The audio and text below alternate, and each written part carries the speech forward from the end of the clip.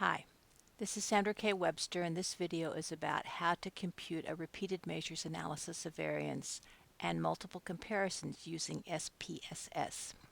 The problem: Anna tested how the eyes in photographs affect accurate emotion identification. She began with 126 photographs of models displaying one of 7 basic emotions.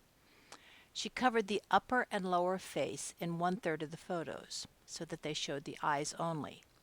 Covered the eyes in 1/3 of the photos, eyes covered, and she showed the full face in the remaining 1/3 of the photos. She expected that emotion identification would be more accurate in the full face condition, next best in the eyes only condition, and worst in the covered eyes condition.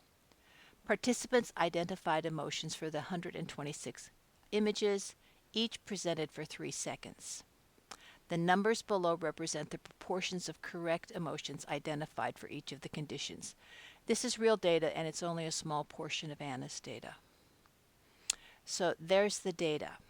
Now, in order to analyze it in SPSS, and I'm going to switch over to SPSS right now, we have to have the data organized in the right way. So this is the same information, and on the variable view, we've got these 4 variables. I haven't bothered to put labels or values in for them because none of those are going to come out on the output. In order to do the analysis, I need to use the Analyze menu. I need to go to General Linear Model, Repeated Measures, because this is a repeated measures study.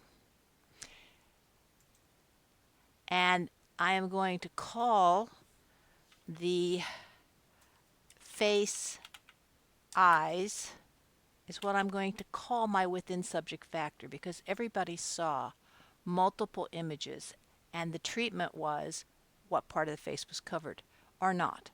And so there were 3 levels.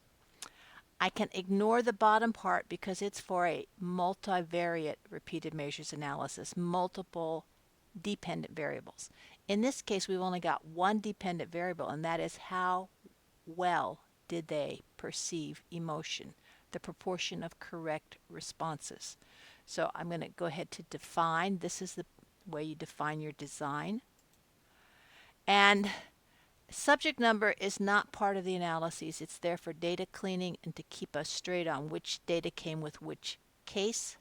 So I've got these 3 variables. I can highlight them all. I just held the Shift key down and clicked, put them in. The first level is eyes only. The second level of the variable is eyes covered. The third level of the variable is full face. Now I'm going to choose the options. I want the descriptive statistics and the estimates of effect size. That's the magnitude of effect. And for this example, I'm going to test the hypothesis by looking for comparing main effects, and I'm choosing the least significant difference test. You have other options. This is one that's commonly used, and it's a fairly powerful multiple comparison test. I'm also going to ask for a graph, putting the face into the horizontal axis. I only have one variable, so that's where it goes. I'm choosing a bar chart and error bars. Now it's all set up, and I just have to say OK. The challenge with SPSS is reading the output, because it doesn't know what kind of scientist you are, nor does it know what kind of design you are. And this procedure works for very many different kinds of research. Here is the design. We have one within subjects factor with 3 levels. Here are the descriptive statistics, and we check them to make sure how they fit with Anna's hypothesis. She hypothesized full face would have the best identification. They were correct in about 62% of the time. That is actually less than eyes only. Oh my. And eyes covered is low, as she expected. So this is partially in agreement with the hypothesis and partially not. We skip anything that says multivariate because this is not a multivariate analysis of variance. It's a univariate analysis of variance with repeated measures. So you don't need to look at this output. You also don't need to use Malchley's test of sphericity, which would help us pick out which ones of these results we should actually use if we had a multivariate test. We don't.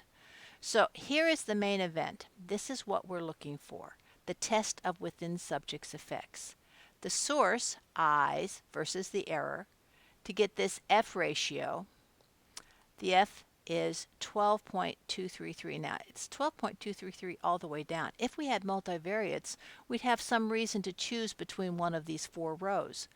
We don't. We have a univariate, so we just take the top row. And the degrees of freedom are 2 and 40. The significance level is less than 0.001. The partial eta squared, that is the magnitude of effect, is 0.38. Roughly speaking, over a third of the variance in how well they identified emotion can be attributed to what part of the face they were shown. So these are our inferential statistics, and they are significant. In order to interpret it, we need to know how the three means compare to each other. We can skip the within subjects contrast. We can skip the test of between subjects effects because there were none, but the variance is computed so that it doesn't hide the effect of the treatment up here. So if we go down to the pairwise comparisons, we can see the first condition compared to the second condition and the third condition. The second condition, oh, we already saw this. Well, the numbers are the same. So comparing full face to eyes covered is the same as comparing eyes covered to full face. SPSS is redundant here. But 2 to 3 is new, and so basically we have 3 comparisons we can make of 3 means, and this keeps all of the experiment-wise type 1 error probability down to 0.05, that is alpha. So if we look in the significance row, first of all, the significant comparisons are noted with an asterisk. But also, you can look at the p-value. This is the significance. And it's adjusted for multiple comparisons, and it tells you this is the least significant difference test.